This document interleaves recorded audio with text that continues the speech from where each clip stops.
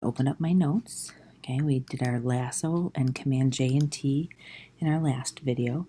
This time we're going to be using the Marquee Tool, but we're also going to be using Command J and Command T, so you will still need those notes from the last video. So I'm going to drag my notes over on the side. I'm going to open up Photo Booth. I'm dragging my beautiful self-portrait into Photoshop. So my image actually opens in Photoshop. Okay, now I have a couple different programs running, so I'm going to quit Photo Booth. Okay, so today what we are going to be working with is the actual Marquee Tool. So it is the second tool on your toolbar. Right now you can see I have mine on the rectangular Marquee Tool.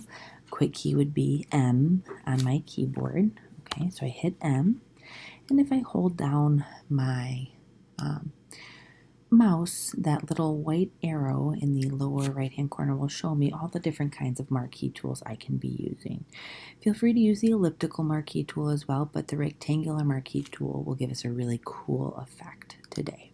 Okay, so what I'm going to do before I do anything is in my layers palette for this tool, I need to copy my background layer. So I'm going to click on my background layer and drag it to the piece of paper with a folded corner, the icon at the bottom, right next to the garbage can. Now I have a background layer and a background copy layer.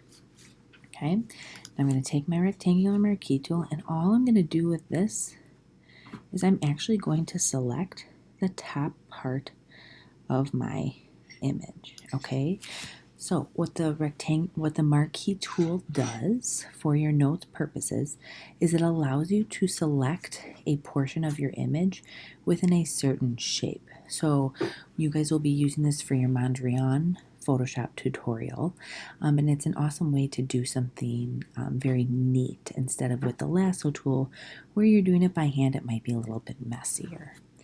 Okay, so now what I need to do is I want to copy this top portion of my image into a layer of its own.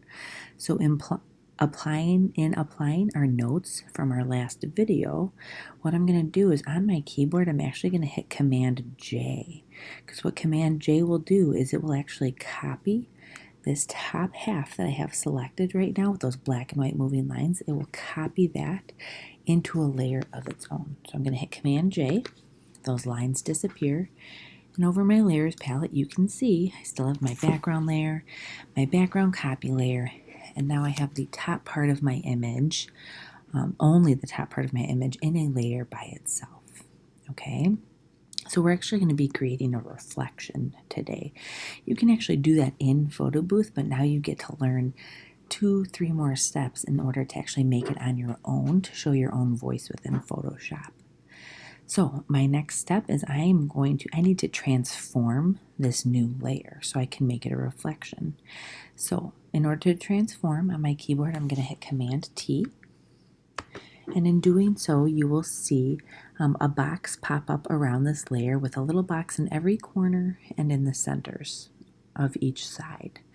And what I'm actually going to do is I'm going to go to the top, okay, because I'm going to make it reflect over itself. And at the top, I'm just going to pull the image over itself. So it's really skinny right now. And then I'm just going to continue all the way to the bottom of my image and almost snaps into place. Okay, so I just reflected that image on top of itself, essentially. Now, to get it out of this mode, I need to hit Enter or Return. Okay, now it looks like I should see this reflection, but in reality, in my layers palette, you can see that has now been flipped upside down. And what I see at the top here is actually still my background copy layer. So if I were to turn this layer 1 off right now, that would disappear and I would see my normal image.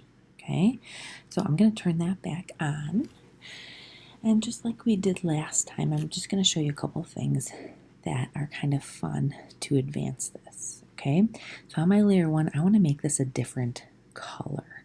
So what I'm actually going to do is, instead of going up to Adjustments and Hue and Saturation, which is our color, that will add it on a new layer. So I changed myself purple, but that affected every layer below. I don't want it to affect every layer. I want it to just be on the reflection. So I'm going to click and drag that to my garbage can. But on layer 1, I'm going to go up to Image at the top, and I'm going to go to Adjustments.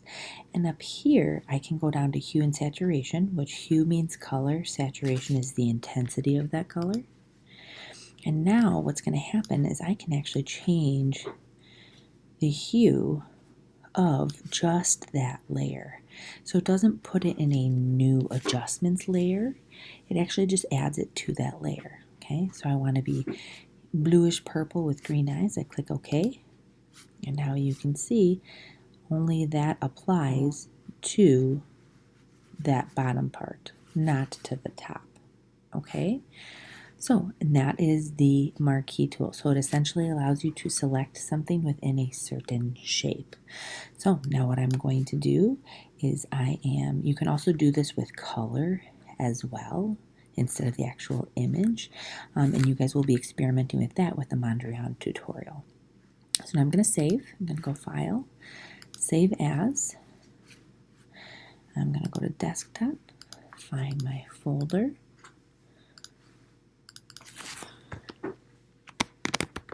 Marquee. Now I have multiple layers, which is why it's coming up as Photoshop. Okay, I need to click on that and save it as a JPEG, not just type in JPEG. Okay, and I'm going to click Save. And I want it to be a maximum quality of 12. And I'm going to hit OK. I'm going to Command Q. I'm going to quit out. I don't need to save it. I already did.